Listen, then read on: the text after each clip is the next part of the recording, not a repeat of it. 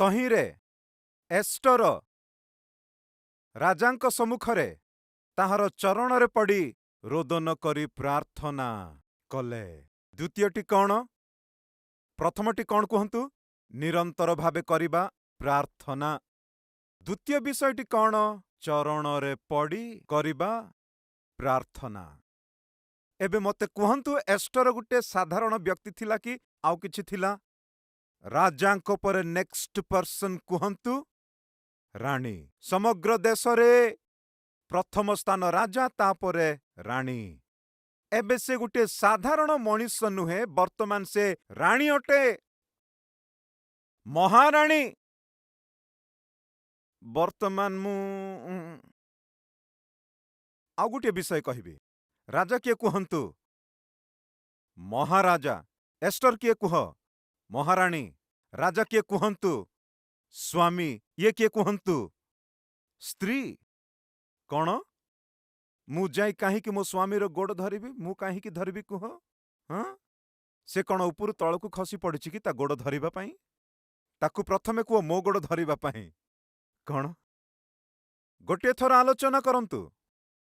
ସେ ରାଣୀ ହୋଇଥିଲା ବେଳେ ମଧ୍ୟ ନମ୍ର ହେଲା। ଆଜ୍ଞା, ଆପଣମାନଙ୍କ ଜୀବନରେ ଈଶ୍ୱରଙ୍କ ଠାରୁ ସମ୍ପୂର୍ଣ୍ଣ ଉତ୍ତର ପ୍ରାପ୍ତ କରିବାକୁ ଚାହିଁଲେ ପ୍ରଭୁମାନଙ୍କର ପ୍ରଭୁ, ରାଜାମାନଙ୍କର ରାଜାଙ୍କର ଚରଣ ଆପଣ ଧରିବା ଦରକାର। ସୌନ୍ଦର୍ଯ୍ୟ ପାଖରେ ରଖ, ତୁମ ଅଧିକାର ପାଖରେ ରଖ, ତୁମ ଧନ ସମ୍ପଦ ପାଖରେ ରଖିଦିଅ, ତୁମର ସମସ୍ତ ପାଖରେ ରଖିଦିଅ। କାରଣ କ'ଣ? ମାନେ ତମେ ଯୀଶୁଙ୍କ ନିକଟକୁ ଆସିବା ସମୟରେ ତୁମଠାରେ ଯାହା ଥିଲେ ବି ତାଙ୍କ ନିକଟରେ ଖୁଚୁରା ମଧ୍ୟ, ତାହା ବି ଆପଣ ଯାହା କିଛି ପାଇଥିଲେ ବି ସେ ଦେଇଥିବା ଦାନ, ତାଙ୍କ ନିକଟରେ ପୋଜ ଦେଖାଇବାର ଦରକାର ନାହିଁ। ତାଙ୍କଠାରେ ବଡ଼ପଣିଆ ଦରକାର ନାହିଁ। ତାଙ୍କ ନିକଟକୁ ଆସି ମୁଁ କ'ଣ ବୋଲି ଭାବୁଅଛ ତମେ? ଆଣ୍ଠୁପାତି ମୁଁ କାହିଁକି ପ୍ରାର୍ଥନା କରିବି? ଶାଢ଼ୀ ଖରାପ ହେଇଯିବ, ମୁଁ କିଣିଛି ପାଟ ଶାଢ଼ୀ କି ସମ୍ବଲପୁରୀ ଶାଢ଼ୀ କି ଆଉ କୌଣସି ଶାଢ଼ୀ, ଯେକୌଣସି ଶାଢ଼ୀ ବି ହୋଇପାରେ। ପ୍ରିୟ ଭଉଣୀ ଭାଇମାନେ ଶୁଣନ୍ତୁ, ତାଙ୍କ ନିକଟକୁ ଆସିଲେ ସେ ମହାରାଜା, ତାଙ୍କ ସମ୍ମୁଖରେ ତାଙ୍କ ଚରଣରେ ପଡ଼ିବା ଆମ ପାଇଁ ଭଲ। ଏହା କ'ଣ ସୂଚାଏ ଜାଣନ୍ତି କି? ଏହା ନମ୍ରତାକୁ ସୂଚାଇଥାଏ। ପ୍ରଭୁଙ୍କ ନିକଟକୁ ଆସିବା ବେଳେ ପାଖର ବ୍ୟକ୍ତି ସହିତ ମିଶି ଆଣ୍ଠୁ ପାତିବା ଶିଖନ୍ତୁ। ତମେ ଧନବାନ ହୋଇପାର, ଈଶ୍ୱର ସେ ଧନ ଦେଇଅଛନ୍ତି। ଅଧିକାରୀ ହୋଇପାର, ସେ ଅଧିକାର ଈଶ୍ୱର ଦେଇଛନ୍ତି। ଐଶ୍ୱର୍ଯ୍ୟ ବ୍ୟକ୍ତି ହୋଇପାର, ସେହି ଐଶ୍ୱର୍ଯ୍ୟ ଈଶ୍ୱର ଦେଇଛନ୍ତି।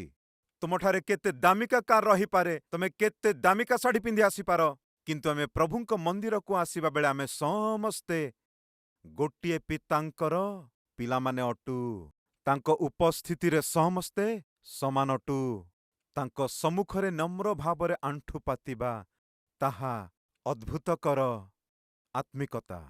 ବୟପ୍ରାପ୍ତ ମା ଓ ବାପାମାନେ ଆଣ୍ଠୁ ବ୍ୟଥା ଥିବାରୁ ସେମାନେ ଆଣ୍ଠୁ ପାତିବା କଷ୍ଟ ହୋଇପାରେ।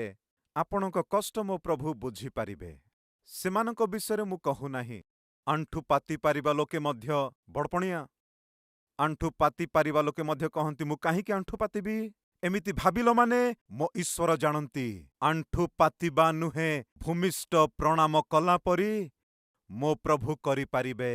ସେଦିନ ନ ଆସୁ ବୋଲି ଚାହିଁଲେ ତମେ ସୁସ୍ଥ ଥିଲା ବେଳେ ଆଣ୍ଠୁପାତ। ପ୍ରଥମରେ ନିରନ୍ତର ପ୍ରାର୍ଥନା, ଦ୍ୱିତୀୟରେ ଚରଣରେ ପଡ଼ି କରିବା ପ୍ରାର୍ଥନା। ପ୍ରଭୁଙ୍କ ପାଦରେ ପଡ଼ିବା ନିମନ୍ତେ କେବେ ହେଲେ ତୁମ ଜୀବନରେ କୌଣସି ପ୍ରତିବାଧା ନ ଆସୁ। ସେ ଜଣେ ରାଣୀ, ତାକୁ ଥିବା ପଦବୀ ପ୍ରତିବାଧା କରିନାହିଁ। ରାଣୀ ହେଲେ ବି କି ଲାଭ? ମୋ ଲୋକମାନେ କଷ୍ଟରେ ଅଛନ୍ତି। ତମେ ଧନବାନ ହେଲେ କି ଲାଭ? ତୁମଠାରେ ଐଶ୍ୱର୍ଯ୍ୟ ଥିଲେ କି ଲାଭ? ତୁମଠାରେ ଅଧିକାର ଥିଲେ କି ଲାଭ? ତୁମ ପରିବାରରେ ଶାନ୍ତି ନାହିଁ, ପିଲାମାନଙ୍କଠାରେ ଆତ୍ମିକତା ନାହିଁ, ତୁମ କୁଟୁମ୍ବରେ ପରିତ୍ରାଣ ନାହିଁ, ତୁମ ଘରେ ସୁଖ ସନ୍ତୋଷ ଆନନ୍ଦ କିଛି ନାହିଁ। କିଛି ଥିଲେ ବି କି ଲାଭ?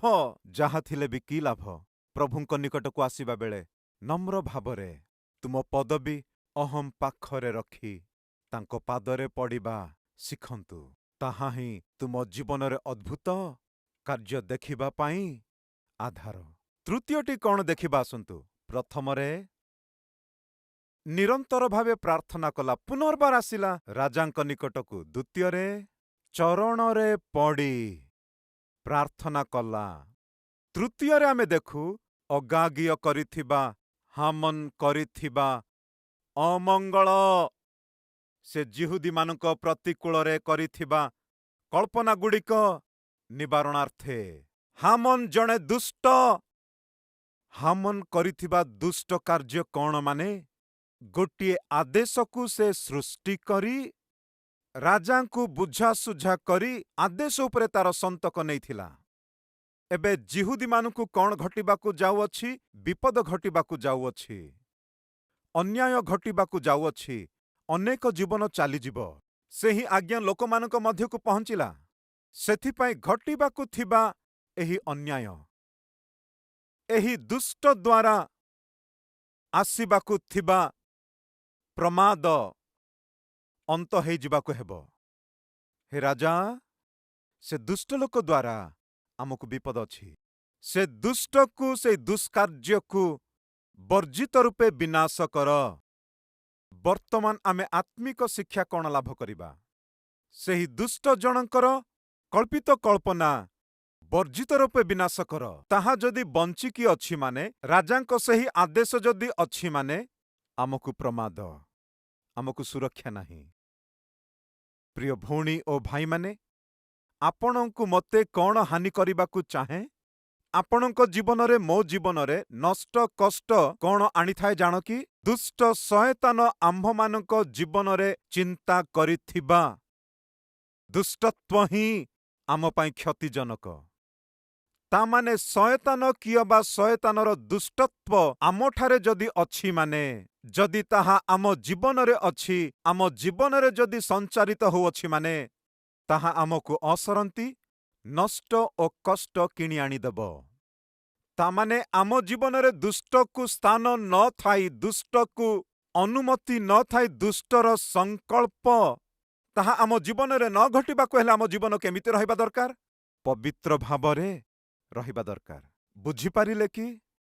ଜଣେ ଦୁଷ୍ଟର ଚିନ୍ତା, ଜଣେ ଦୁଷ୍ଟର ସଂକଳ୍ପ ଯିହୁଦୀମାନଙ୍କୁ କ'ଣ କରୁଅଛି? ବିନାଶ କରିବାକୁ ଯାଉଅଛି। ସେପରି ଶୟତାନ ଆମ ଜୀବନରେ ଓ ତାର ସଂକଳ୍ପ ଯଦି ଆମଠାରେ ଥିଲେ ଆମ ଜୀବନକୁ କ'ଣ କରିଦେବ? ଆମ ଜୀବନ ବିନାଶ କରିଦେବ। ଏଣୁ ଆମେ କରିବାକୁ ଥିବା ପ୍ରାର୍ଥନା କ'ଣ? ଦୁଷ୍ଟ ଦିଆବଳ ଶୟତାନର ଅନୁମତି କିଏ ବା ଚିନ୍ତା, ତାଙ୍କ ସଂକଳ୍ପ ଆମ ଜୀବନରେ ନ ରହି ଚାଲିଯିବାକୁ ହେଲେ ଆମେ କେମିତି ପ୍ରାର୍ଥନା କରିବା ଦରକାର? ପ୍ରଥମରେ ନିରନ୍ତର ଭାବେ ପ୍ରାର୍ଥନା କରିବା। ଦ୍ୱିତୀୟରେ ତାଙ୍କ ଚରଣରେ ପଡ଼ି ପ୍ରାର୍ଥନା। ତୃତୀୟରେ ପବିତ୍ରତା ନିମନ୍ତେ ପ୍ରାର୍ଥନା। ଦୁଷ୍ଟ ଶୟତାନର ଏକ ଦୁଷ୍ଟତ୍ୱ, ତାହାର ଏକ ଅମଙ୍ଗଳର ସଂକଳ୍ପ, ତାହାର ମନ୍ତ୍ରଣା ଓ କାର୍ଯ୍ୟ ଆମ ଉପରେ ଅଧିକାର ନ କରି ରହିବାକୁ ହେଲେ ଆମଠାରେ କ'ଣ ରହିବା ଦରକାର କୁହନ୍ତୁ? ଶୟତାନକୁ ଆମ ଜୀବନରେ କୌଣସି ଅଂଶରେ ବି ଅବକାଶ ଆମେ ଦେବା ଦରକାର ନାହିଁ। ପବିତ୍ରତାର ସହିତ ପ୍ରାର୍ଥନା। କେମିତି ପ୍ରାର୍ଥନା କଲା ବାଇବଲରେ ଅଛି, ଆସନ୍ତୁ ଦେଖିବା। ପୁଣି ଯିହୁଦୀୟମାନଙ୍କ ପ୍ରତିକୂଳରେ ଅଗାଗୀୟ ହାମନର କୃତ ଅମଙ୍ଗଳ ଓ ତାହାର କଳ୍ପିତ କଳ୍ପନା ନିବାରଣାର୍ଥେ ତାହାର ଚରଣେ ପଡ଼ି ରୋଦନ କରି ପ୍ରାର୍ଥନା କଲେ। ବିଳାପର ପ୍ରାର୍ଥନା। ବିଳାପ କରି ପ୍ରାର୍ଥନା କଲା, ପବିତ୍ରତାର ସହିତ ପ୍ରାର୍ଥନା କଲା, ସେ ଚରଣରେ ପଡ଼ି ପ୍ରାର୍ଥନା କଲା, ନିରନ୍ତର ଭାବେ ପ୍ରାର୍ଥନା କଲା। ପ୍ରତିଫଳ କ'ଣ ଜାଣ କି ଆଜ୍ଞା? ତାର ସମସ୍ତ ଲୋକମାନଙ୍କୁ ଏଷ୍ଟର ରକ୍ଷା କରିପାରିଥିଲା। ଶତ୍ରୁର ଅଧିକାର ନଥିଲା ପରି ତା ଲୋକମାନଙ୍କୁ ଉଦ୍ଧାର କରିପାରିଥିଲା। ମା ବାପା, ସେଦିନ ଏଷ୍ଟର ନାମକ ଜଣେ ଅଦ୍ଭୁତକର ଆତ୍ମିକ ମା ଈଶ୍ୱରଙ୍କ ଦୃଷ୍ଟିରେ ପଡ଼ିଲା। ସେ ଆତ୍ମିକ ବ୍ୟକ୍ତି କରିଥିବା ପ୍ରାର୍ଥନା ଦ୍ୱାରା ଦେଶରେ ଥିବା ଲକ୍ଷାଧିକ ଯିହୁଦୀମାନଙ୍କୁ ସେ ରକ୍ଷା କରିପାରିଥିଲା। ଆମ ମଧ୍ୟରେ ଆଜି ଗୋଟିଏ ଏଷ୍ଟର ଥିଲେ କେତେ ଭଲ ହୁଅନ୍ତା। ସେ ଏଷ୍ଟର ତମେ ହୋଇଥିଲେ କେତେ ଭଲ ହୁଅନ୍ତା। ଯିହୁଦୀମାନଙ୍କର ରକ୍ଷା ନିମନ୍ତେ ମର୍ଦ୍ଦଖୟ ଉପବାସ ରହି ପ୍ରାର୍ଥନା କରିଥିଲା। ଉପବାସର ସହିତ ପ୍ରାର୍ଥନା କରିବା ନିମନ୍ତେ ତାର ଲୋକମାନଙ୍କୁ ସଂଗ୍ରହ କଲା। ବାପା ନଥିଲେ ବି ମା ନଥିଲେ ବି ଅନାଥ ହୋଇଯାଇଥିବା ଏଷ୍ଟରକୁ ସେ ନିଜେ ତାର ପିତା ଭାବରେ ରହି ଆତ୍ମିକରେ ବଢ଼େଇଲା। ସେ ବଢ଼େଇଥିବା ସେ ଆତ୍ମିକ ଏଷ୍ଟର ବଡି ବଡ଼ ହେଲା ପରେ ସେ କଣ କଲା ଜାଣ କି? ଦେଶକୁ ଉଦ୍ଧାର କରିବା ସ୍ଥାୟୀକୁ ପହଞ୍ଚିଲା। ଆଜି ମର୍ଦ୍ଦଖୟ ପରି ଏକ ଅଦ୍ଭୁତକର ଆତ୍ମିକ ବ୍ୟକ୍ତି ହେବା ଦରକାର। ତାପରେ ସେହି ମର୍ଦ୍ଦଖୟ ସମଗ୍ର ଦେଶର ପ୍ରଧାନମନ୍ତ୍ରୀ ହେଲା। ଦେଖିବା ଆସନ୍ତୁ 10 ପର୍ବର 3 ପଦରେ। କାରଣ ଜିହୁଦୀୟ ମର୍ଦ୍ଦଖୟ ଅକ୍ଷଶ୍ୱେରୋସ ରାଜାର ପ୍ରଧାନମନ୍ତ୍ରୀ ହୋଇ ଜିହୁଦୀୟ ଲୋକମାନଙ୍କ ମଧ୍ୟରେ ମହାନ ଓ ଆପଣା, ଭ୍ରାତୃସମୂହ ମଧ୍ୟରେ ପ୍ରିୟପାତ୍ର ଓ ଆପଣା, ଲୋକଙ୍କର ମଙ୍ଗଳ ଅନ୍ୱେଷୀ, ପୁଣି ଆପଣା ସମସ୍ତ ବଂଶ ପ୍ରତି ଶାନ୍ତିବାଦୀ ଥିଲା। ଏବେ ଅକ୍ଷଶ୍ୱେରୋସକୁ ସେ ପ୍ରଧାନମନ୍ତ୍ରୀ। ପ୍ରଥମ ଅଧ୍ୟାୟ। ଅକ୍ଷଶ୍ୱେରୋସ ହିନ୍ଦୁସ୍ତାନ ଠାରୁ କୁଶଦେଶ ପର୍ଯ୍ୟନ୍ତ 127 ପ୍ରଦେଶ ଉପରେ ରାଜ୍ୟ କଲା। ଏହି ଅକ୍ଷଶ୍ୱେରୋସ ରାଜା ଶୂଷନ ରାଜଧାନୀରେ ଆପଣା ରାଜସିଂହାସନରେ ଉପବିଷ୍ଟ ହେଲା ଉତ୍ତାରେ। ଅକ୍ଷଶ୍ୱେରୋସ ରାଜା କରୁଥିବା ଶାସନ ସବୁ 127 ପ୍ରଦେଶ। ଏହି 127ଟି ଦେଶ ମଧ୍ୟରେ ଭାରତ ଦେଶ ମଧ୍ୟ ଗୋଟିଏ ଅଟେ। ସେହି ଅକ୍ଷଶ୍ୱେରୋସ ଶାସନ କରୁଥିବା ସମୟରେ ପ୍ରଧାନମନ୍ତ୍ରୀ ଭାବରେ କିଏ ଶାସନ କରିଥିଲେ ଜାଣନ୍ତି କି? ମର୍ଦ୍ଦଖୟ ଭାରତ ଦେଶକୁ ମଧ୍ୟ ସେଦିନ ପ୍ରଧାନମନ୍ତ୍ରୀ ଭାବେ ଶାସନ କରିପାରିଥିଲା। ଆଜ୍ଞା, ସେ କିଏ ଜାଣ କି? ଜଣେ ସାଧାରଣ ଲୋକ, ଜଣେ ଦାସ, ଜଣେ ଦୁର୍ବଳ ଲୋକ, ମାତ୍ର ଆତ୍ମିକତା ପ୍ରତି, ପ୍ରଭୁଙ୍କ ପ୍ରତି ବହୁତ ଉଦ୍ଦୀପନାର ସହିତ ବିଶ୍ୱସ୍ତ ଭାବରେ ସେ ବଞ୍ଚିଥିଲା। ଏପରି ବଞ୍ଚିବା ହେତୁ ଈଶ୍ୱର ତାଙ୍କୁ କଣ କଲେ? ଏକ ଉନ୍ନତକର ସ୍ଥିତିକୁ ନେଲେ। ଆଜି ପ୍ରିୟ ଭାଇ ଶୁଣୁଅଛନ୍ତି କି? ତମେ ଗୋଟିଏ ବ୍ୟକ୍ତି ଯଦି ପ୍ରଭୁଙ୍କ ଦୃଷ୍ଟିରେ ବିଶ୍ୱସ୍ତ ଭାବେ ଦେଖାଗଲେ, ସେଦିନ ଜିହୁଦୀମାନଙ୍କୁ ଆଶୀର୍ବାଦ କରିଥିବା ପ୍ରଭୁ ତୁମକୁ ଆଶୀର୍ବାଦ କରିବା ପାଇଁ ସାମର୍ଥ୍ୟ ଅଟନ୍ତି। ଶେଷରେ ମୋ ପ୍ରଶ୍ନ, ଆମ ମଧ୍ୟରେ କେହି ଅଛି କି ପବିତ୍ର ଭାବେ, ବିଶ୍ୱସ୍ତ ଭାବେ ବଞ୍ଚିବା ଲୋକ? ଯଥାର୍ଥ ଭାବେ ବଞ୍ଚିବା ଲୋକେ ନହିଲେ ଯଥାର୍ଥ ଭାବରେ ବଞ୍ଚିବି, ବିଶ୍ୱସ୍ତ ଭାବରେ ବଞ୍ଚିବି ଆଶା କରିବା ଲୋକେ ଆମ ମଧ୍ୟରେ ଅଛନ୍ତି କି? ଯଦି ଅଛନ୍ତି ମାନେ ପ୍ରାର୍ଥନା କରିବେ କି, ପ୍ରଭୁ ତୁମ ଦୃଷ୍ଟିରେ ଯଥାର୍ଥ ବ୍ୟକ୍ତି ରୂପେ, ବିଶ୍ୱସ୍ତ ବ୍ୟକ୍ତି ରୂପେ ବଞ୍ଚିବା ପାଇଁ ଆଶା କରୁଅଛି ବାପା। ଯିରିମିୟ ପୁସ୍ତକ 5 ଅଧ୍ୟାୟ 1 ପଦରୁ, ତୁମ୍ଭେମାନେ ଜିରୁସାଲମର ସବୁ ସଡ଼କରେ ଏଣେ ତେଣେ ଧାଇଁ ଦେଖ ଓ ବୁଝ, ଆଉ ତହିଁର ଛକସ୍ଥାନ ସବୁରେ ଖୋଜ, ଯେବେ ନ୍ୟାୟାଚାରୀ ଓ ସତ୍ୟ ଅନ୍ୱେଷଣକାରୀ ବୋଲି ଅଛି, ବିଶ୍ୱସ୍ତ ବୋଲି ନାହିଁ ଏଠାରେ, ବିଶ୍ୱସ୍ତ ଭାବରେ ରହିବା ନିମନ୍ତେ ଚେଷ୍ଟା କରୁଥିବା ସତ୍ୟ ଅନ୍ୱେଷଣକାରୀ ଏକ ଜଣ ପାଇପାର, ତେବେ ଆମ୍ଭେ ସେ ନଗରକୁ କ୍ଷମା କରିବା। କେତେ ସୁନ୍ଦର କଥା ଆଜ୍ଞା। ଜିରୁସାଲମର ସଡ଼କକୁ ଯାଇ ଦେଖନ୍ତୁ, ଖୋଜନ୍ତୁ, କେହି ଜଣେ ସତ୍ୟରେ ଆଚରଣ କରିବା ଲୋକେ ଯଦି ଏକ ଜଣ ଅଛନ୍ତି, ଜଣକ ଦ୍ୱାରା ଜିରୁସାଲମ ନଗରକୁ ଆମ୍ଭେ କ୍ଷମା କରିବା, ରକ୍ଷା କରିବା। ସେ ଏକ ଜଣ ଯଦି ତମେ ହେଲେ କେତେ ଭଲ ହୁଅନ୍ତା। ପ୍ରଭୁ ସେହି ଏକ ଜଣ ମୁଁ ହେବା ପାଇଁ ଆଶା କରୁଛି। ଜଣେ ସେବକ ସଡ଼କରେ ବାକ୍ୟ ପ୍ରଚାର କରୁଥିବା ସମୟରେ ଗୋଟେ କର୍ଣ୍ଣରରେ ଏହି ବାକ୍ୟ ପ୍ରଚାର କରୁଥିଲା, ଈଶ୍ୱରଙ୍କୁ ସମ୍ପୂର୍ଣ୍ଣ ରୂପେ ଆପଣାକୁ ସମର୍ପଣ କରିବା ଲୋକ ଦ୍ୱାରା ଈଶ୍ୱର କଣ କରିପାରିବେ ଓ କେତେ ମହାନ କାର୍ଯ୍ୟ କରିପାରିବେ, ଆହୁରି ଜଗତ ଏହା ଦେଖି ନାହିଁ। କାହିଁକି ମାନେ ଆପଣାକୁ ସମ୍ପୂର୍ଣ୍ଣ ରୂପେ ସମର୍ପଣ କରିବା ଲୋକଙ୍କୁ ପ୍ରଭୁ ଆହୁରି ଦେଖି ନାହାନ୍ତି।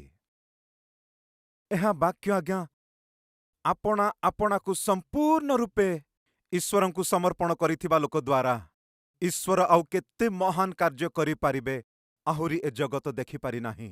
ଏପରି କହିବା ବେଳେ ସେହି ପ୍ରସଙ୍ଗ ସାହିର କୋଣରେ ଥିବା ଗୋଟେ ଯୁବପୁଅ ଶୁଣିଲା ଆଜ୍ଞା। ସେହି ଯୁବକଟି 2 ହାତ ଯୋଡ଼ି ଆଣ୍ଠୁ ପାତି, ପ୍ରଭୁ ସେହି ଏକ ଜଣ ମୁଁ ହେବା ପାଇଁ ଚାହୁଁଅଛି ବାପା, ପ୍ରାର୍ଥନା କରିଥିଲା ଆଜ୍ଞା। କଣ ହେଲା ଜାଣ କି? ଶିକ୍ଷା ଅର୍ଜନ କରିନଥିବା ଇଂରାଜୀରେ ମଧ୍ୟ କଥା କହିପାରୁନଥିବା ସେହି ଯୁବକକୁ ଈଶ୍ୱର ସେଦିନ ଦେଖିଲେ। ତାଙ୍କ ପ୍ରାର୍ଥନା ଶୁଣିଲେ। ଆମେରିକା ଦେଶକୁ, ଇଂଲଣ୍ଡ ଦେଶକୁ ଥରହର କରିଦେଉଥିବା ମହାନ ପ୍ରଚାରକ ଭାବେ ଈଶ୍ୱର ସେ ଯୁବକକୁ ଉଠାଇଲେ। ତାଙ୍କର ନାମ ଡି.ଏଲ୍. ମୁଡି।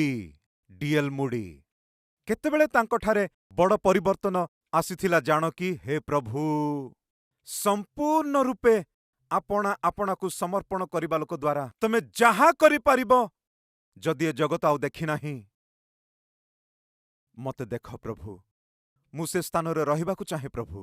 ସେଦିନ ସେ ଯୁବକ କରିଥିବା ପ୍ରାର୍ଥନା ପ୍ରଭୁ ଶୁଣିଲେ। ଆଜ୍ଞା, ଆଜି କେହି ଜଣେ ସେ ପ୍ରାର୍ଥନା କରିବାକୁ ଯାଉଅଛନ୍ତି, ପ୍ରଭୁ ମୁଁ ସେ ଏଷ୍ଟର ପରି ହେବା ପାଇଁ ଚାହୁଁଅଛି, ମର୍ଦ୍ଦଖୟ ପରି ହେବା ପାଇଁ ମୁଁ ଚାହୁଁଅଛି। ବାପା, ମୋହର ପ୍ରଭୁ ତୁମ ପ୍ରାର୍ଥନା ଶ୍ରବଣ କରି ତମେ ମାଗିବା ଅପେକ୍ଷା, ତମେ ଭାବିବା ଅପେକ୍ଷା ଅତ୍ୟଧିକ ଭାବେ ମୋ ପ୍ରଭୁ ଆଶୀର୍ବାଦ କରିବାକୁ ଯାଉଅଛନ୍ତି। ପ୍ରାର୍ଥନା କରିବା ନିମନ୍ତେ ତମେ ପ୍ରସ୍ତୁତ ଅଛ କି?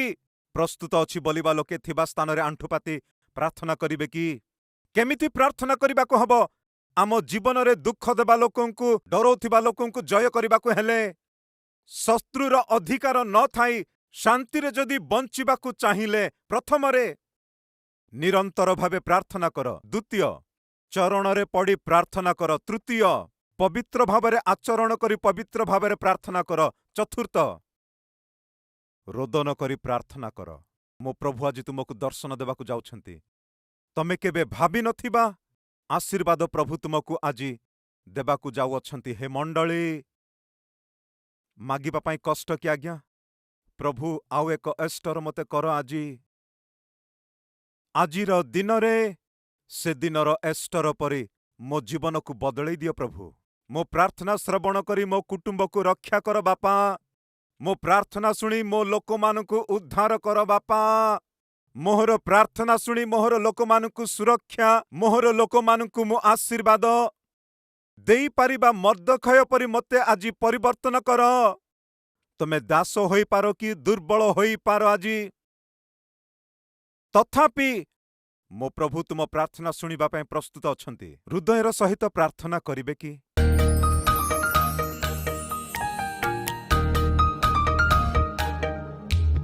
ହେ ମହାପବିତ୍ର ପ୍ରେମମୟ ପିତା, ତୁମରି ପବିତ୍ର ଉପସ୍ଥିତିରେ ତୁମ ଶ୍ରେଷ୍ଠକର ବାକ୍ୟ ଦ୍ୱାରା ଆମ୍ଭମାନଙ୍କ ସହିତ କଥା ହେଇଥିବାରୁ ତୁମର ଧନ୍ୟବାଦ ଗୌରବ କରୁଅଛୁ। ହେ ପିତ, ସେଦିନ ଏସ୍ତର କରିଥିବା ପ୍ରାର୍ଥନା ତାର ଲୋକମାନଙ୍କୁ ରକ୍ଷା କରିପାରିଥିଲା। ବାପା, ଆମ ପ୍ରାର୍ଥନା ଆବଶ୍ୟକ। ଆମେ ପ୍ରାର୍ଥନା କରିବା ଆବଶ୍ୟକ ଆମ ମଣ୍ଡଳୀ ରକ୍ଷା କରିବା ପାଇଁ। ହେ ବାପା, ତୁମ ପିଲାମାନଙ୍କୁ ରକ୍ଷା କରିବା ପାଇଁ, ମଣ୍ଡଳୀର ସମସ୍ତଙ୍କୁ ସୁରକ୍ଷା ପ୍ରଦାନ କରିବା ପାଇଁ ଆମ ପ୍ରାର୍ଥନା ଆବଶ୍ୟକ। ଆମ ପରିବାର ଚାରିପଟେ ବେଡ଼ ବେଷ୍ଟନ କରିବା ନିମନ୍ତେ, ତୁମ ସୁରକ୍ଷା ଆମେ ପ୍ରାପ୍ତ କରିବା ନିମନ୍ତେ, ତୁମ ଆଶୀର୍ବାଦ ଆମେ ପାଇବା ନିମନ୍ତେ ପ୍ରାର୍ଥନାର ଯୋଦ୍ଧା ଭାବରେ ଆମେ ସମବେତ ହୋଇ ପ୍ରାର୍ଥନା କରିବା ଆବଶ୍ୟକ। ହେ ବାପା, ବାପା, ବାପା, ପ୍ରାର୍ଥନାର ଯୋଦ୍ଧାମାନଙ୍କୁ ତୁମେ ଉଠାଅ ବାପା। ପ୍ରାର୍ଥନା କରିବା ମନ ଆମକୁ ଦିଅ ହେ ପ୍ରଭୁ। ତୁମ ଉପସ୍ଥିତିରେ ତୁମ ଚରଣ ଧରି ନିରନ୍ତର ଭାବେ ଅନୁରୋଧ କରି ପବିତ୍ର ଭାବରେ ପ୍ରାର୍ଥନା କରିବାର ପବିତ୍ର ଲୋକ ଭାବେ, ପ୍ରାର୍ଥନା ଯୋଦ୍ଧା ଭାବେ ଆମକୁ ପରିବର୍ତ୍ତନ କର ହେ ପ୍ରଭୁ। ପରିବର୍ତ୍ତନ କର ପ୍ରଭୁ। ପ୍ରାର୍ଥନାରେ, ପବିତ୍ରତାରେ ହିଁ ତୁମକୁ ସେବା କରିବା ମନ, ସେବା କରୁଥିବା ପ୍ରତ୍ୟେକଙ୍କୁ ଦିଅ ହେ ପ୍ରଭୁ। ଦେଶରେ ସମସ୍ତ ହେ ପ୍ରଭୁ ଯେପରି ରକ୍ଷା ପ୍ରାପ୍ତ କରିବେ, ଶାନ୍ତି ସମାଧାନ ସନ୍ତୋଷର ସହିତ ଯେପରି ବୃଦ୍ଧି ପାଇବେ, ପ୍ରତ୍ୟେକେ ତୁମ ସତ୍ୟକୁ ଗ୍ରହଣ କରି ତୁମ କ୍ଷମା ପ୍ରାପ୍ତ କରି ଆଶୀର୍ବାଦ ପାଇ ଅନନ୍ତ କାଳରେ ପ୍ରବେଶ କରିବା ପାଇଁ ତୁମରି ମହା ଅନୁଗ୍ରହ ଦିଅ ହେ ପ୍ରଭୁ। ତୁମକୁ ମହିମା, ଗୌରବ, ପ୍ରଶଂସା ଅର୍ପଣ କରି ଯୀଶୁଙ୍କ ନାମରେ ପ୍ରାର୍ଥନା ମାଗୁଅଛୁ ହେ ପିତା। ଆମେନ୍।